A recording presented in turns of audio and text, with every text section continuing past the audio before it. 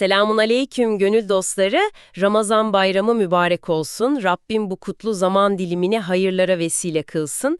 Bayramın huzuru üzerimizdeyken bugün bu manevi takvimin ilmi arka planını ve 2026 yılı Ramazan hilali ile ilgili kritik verileri mercek altına alıyoruz. İşte bugün işleyeceğimiz ana başlıklar: 1. bölüm İslam'da zaman tasavvuru ve ay takvimi, 2. bölüm astronomik temeller, İçtima ve rü'yet kavramları, 3. bölüm Yevmi-şek yani şüphe günü tanımı ve fıkhi boyutu, 4. bölüm 1447 yılı Ramazan hilali, astronomik veriler ve analiz, 5. bölüm küresel takvim farklılıkları, 6. bölüm sonuç 2026 Ramazan başlangıcı ve bayram tahmini. Gerçekten masamızda bugün çok hacimli ve bir o kadar da karmaşık görünen bir kaynak yığını var aslında. Kesinlikle öyle. Diyanet İşleri Başkanlığı'nın ince elenip sık dokunmuş raporları, Birleşik Krallık Hükümeti'nin tüm dünyaya açık yayınladığı hilal haritaları. Gov.uk verileri, evet. Aynen. Bir de yüzyıllardır İslam alimlerini meşgul eden o derin fıkıh makalelerini masaya yatırıyoruz. Amacımız aslına bakarsanız çok net. Hani o her Ramazan arifesinde aile WhatsApp gruplarına düşen bir mesaj vardır ya, neden komşu ülkeyle farklı günlerde oruca başlıyoruz meselesi. İşte bugün bu derinlemesine analizde o tartışmayı dinleyicilerimiz için bir daha açılmamak üzere şeffaf hale getirmek istiyoruz. Buradaki büyüleyici nokta şu aslında, hani bütün o raporların, fıkhi metinlerin bize fısıldadığı çok temel bir gerçek var. Nedir o? Gökyüzüne bakış şeklimiz aslında inancımızı, bilimi ve toplumsal birliğimizi nasıl algıladığımızın tam olarak bir yansıması. Yani incelediğimiz kaynaklar salt bir astronomi dersi değil, Doğru. 1400 yıllık o köklü geleneğin modern radyo teleskoplarla ve uzay mekaniğiyle nasıl kesiştiğini gösteriyor. Muazzam bir sentez bu. O zaman lafı hiç dolandırmadan bu sentezin en temeline, yani 1. bölüme girelim. İslam'da zaman tasavvuru meselesi. Bizler modern hayatta güneş takvimine göre yaşıyoruz.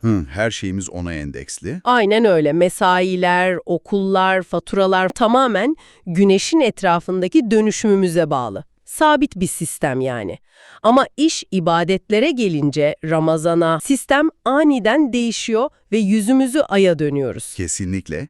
Ve bu çok dinamik bir yapı sunuyor bize. Ya evet, aylar bazen 29 bazen 30 gün çekiyor. Her yıl yaklaşık 11 günlük bir kayma yaşıyoruz. Neden bu sürekli hareket halindeki, ilk bakışta insanı zorlayan sistemi merkeze alıyoruz? Aslında güneş takvimi dünyevi işleri organize etmek için çok pratik, doğru. Ama mesele evrensel bir ibadet olduğunda ay takvimi muazzam bir ilahi adalet mekanizması sunuyor bize. Nasıl yani? Biraz açalım bunu. Yani güneş takvimi sabittir dedin ya, eğer Ramazan ayı güneş takvimine, diyelim ki Ağustos ayına sabitlenmiş olsaydı ne olacaktı? Düşünelim bir. Yazın ortası, evet. Kuzey Yarımküre'de, mesela Norveç'te yaşayan bir Müslüman, ömrü boyunca günde 20 saate varan yılın en sıcak günlerinde oruç tutmak zorunda kalacaktı. Doğru. Güney Afrika'daki biri de hep kışın tutacaktı o zaman. Aynen öyle. Hep kısa ve serin günlerde tutacaktı. Ama ay takvimi güneş takviminden her yıl 11 gün kısa olduğu için yaklaşık 33 yıllık bir insan ömrü döngüsünde Ramazan yılın her mevsimine uğruyor. Yani adaleti bu rotasyonla sağlıyor. Çok zarif bir sistem aslında bu. Kaynaklarımızda Profesör Doktor Abdülaziz Bayındır'ın notlarında da şu detayı gördüm. Kur'an-ı Kerim'de Rahman ve En'am surelerinde güneş ve ayın bir hesaba göre hareket ettiği vurgulanıyor. Başıboşluk yok kesinlikle. Tamam, hadi bunu biraz açalım o zaman.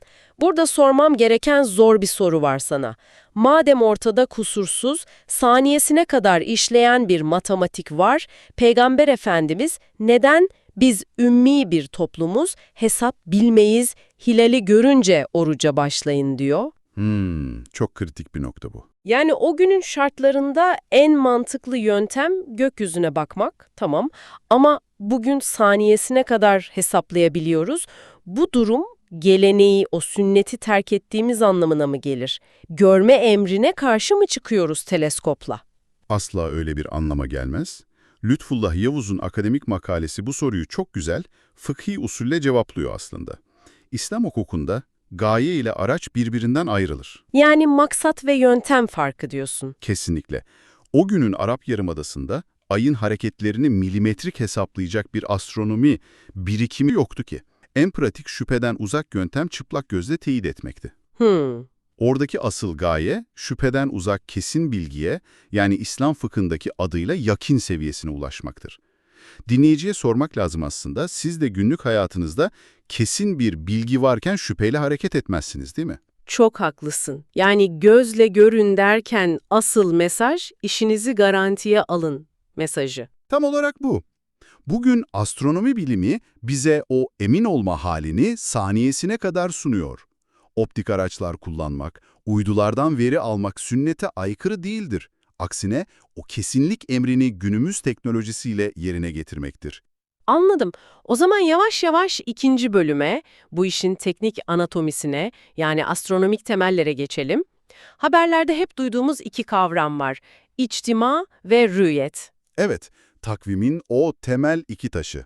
İçtima kavuşmak demek, tamam. Ama gökyüzünde tam olarak ne kavuşuyor da bizim takvimimiz sıfırlanıyor? İçtima anı, Dünya, Ay ve Güneş'in uzay boşluğunda görünmez bir çizgi üzerinde tam hizaya gelmesidir. Ayın yörünge turunu bitirip yeni bir tura başladığı an. Sıfır noktası yani. Aynen, yeni ay astronomik olarak doğmuştur.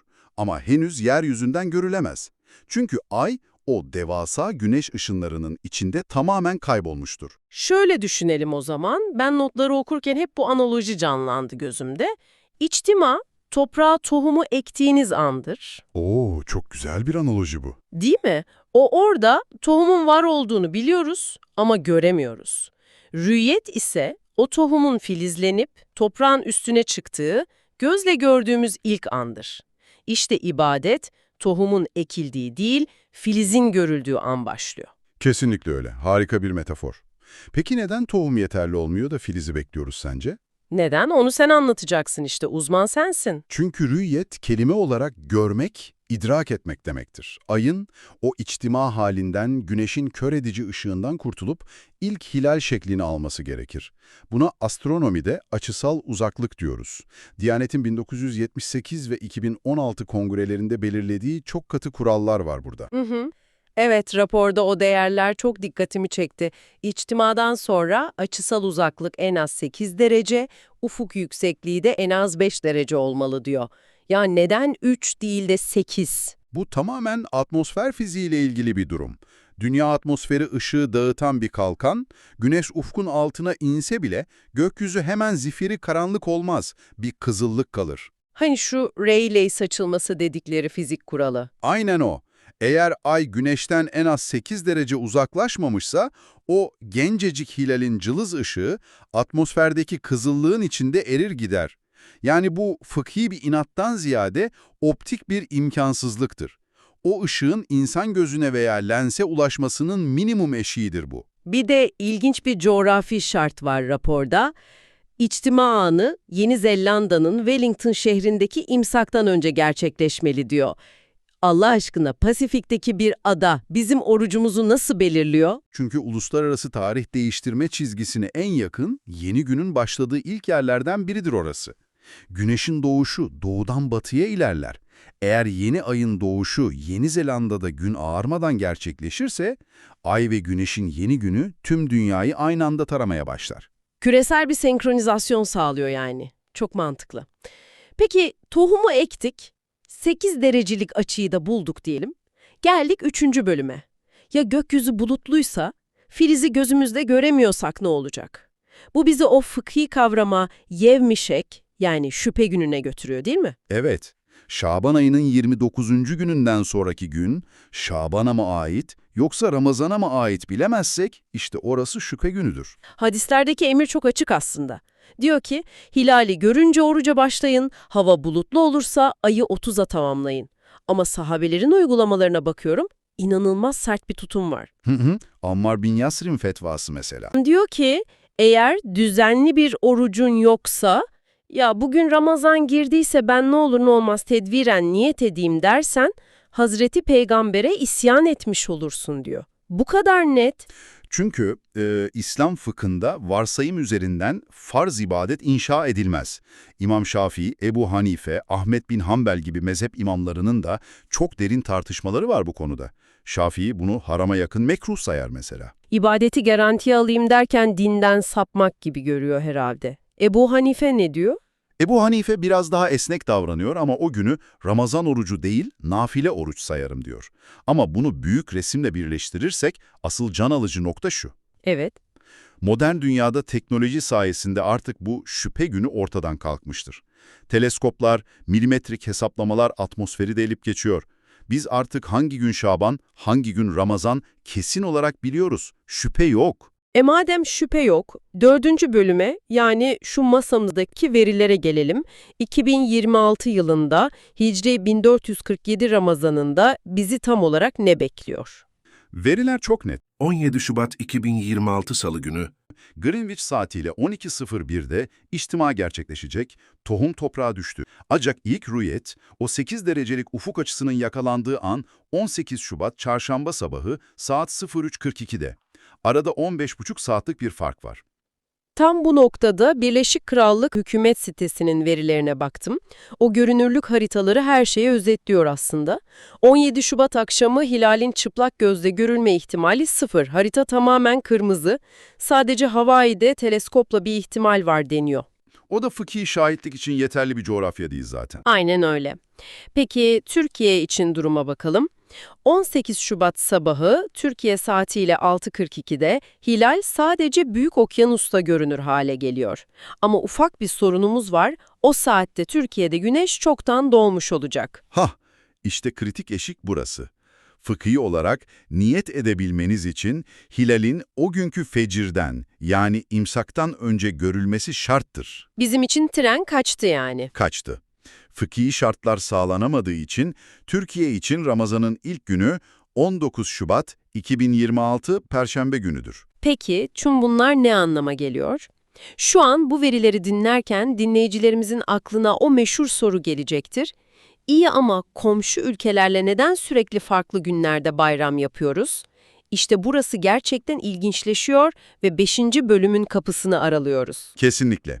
Sınırın bir tarafı oruç tutarken diğer tarafı bayram yapıyor. Neden? Çünkü temelde iki farklı felsefe çatışıyor. Yani Türkiye'nin benimsediği küresel rüyet ile Suudi Arabistan'ın uyguladığı yerel rüyet meselesi. Türkiye, dünyanın herhangi bir yerde hilal görülürse bunu tüm dünya için geçerli sayıyor, değil mi? Aynen öyle. Ancak Suudi Arabistan'ın 2026 kararına bakarsak, onlar 18 Şubat çarşamba günü başlıyor Ramazan'a. Bir gün önce. Ama az önce bilimsel olarak 17 Şubat akşamı görmek imkansız dedik, haritalar kırmızıydı. İşte çatışma noktası bu. Suudi Yüksek Mahkemesi 17 Şubat akşamı Riyad'da birilerinin hilali gördüğüne dair şahitlik beyanlarını kabul ediyor. Ya ama astronomik verilere göre Riyad'da o akşam ay güneşten sadece 2 dakika sonra batıyor, ufuk yüksekliği 0 derece 13 dakika. Diyanete veya BAE Şarika Astronomi Akademisi'ne göre bunu teleskopla bile görmek imkansız. Öyle. Bilim imkansız diyor ama Suudi makamları hesaplamalı Ümmül Kura takvimini veya geleneksel şahitlik müessesesini baz alıyor. Onların fıkhi anlayışında mahkemedeki şahitlik optik fizik kurallarından daha bağlayıcı olabiliyor. Yani bir taraf çıplak gözle yeminli şahitliği esas alıyor, diğer taraf ise astronomik imkansızlığı ve matematiği. Tam olarak bu. Biz burada kimseyi yargılamıyoruz, sadece verileri ortaya koyuyoruz. Ama bu durumun toplumsal birlikte bir fitneye yani ayrışmaya yol açmaması çok önemli. Kesinlikle. Sokaktaki insan paniğe kapılıyor, benim orucum boşa mı gitti diye. Kapılmamalı. Kaynaklarımızda Bediüzzaman Said Nursi'nin bu duruma getirdiği çok pragmatik bir yaklaşım var. Kendisine bu takvim farkı sorulduğunda diyor ki, ben Türkiye'ye göre amel ediyorum. Farklı davranırsam fitneye vesile olurum. Yaşadığın ülkedeki meşru otoriteye uymak esastır yani. Kesinlikle. Suudi Arabistan'daki bir Müslüman kendi mahkemesine uyarak 18'inde başlıyor, bu meşrudur. Türkiye'deki Müslüman da Diyanet'in global hesabına uyarak 19'unda başlıyor, bu da meşrudur. Önemli olan bulunduğunuz toplumla cemaat olabilmektir. Harika özetledin. İçime gerçekten su serpildi. O zaman bu muazzam bilimsel ve fıkhi yolculuğun ardından 6. bölüme yani sonuca geçelim. 2026 ajandamızı netleştiriyoruz. Evet, hesaplar ortada. Türkiye takvimine göre ilk teravihimizi 18 Şubat çarşamba akşamı kılacağız. İlk orucumuz da 19 Şubat 2026 Perşembe günü tutulacak.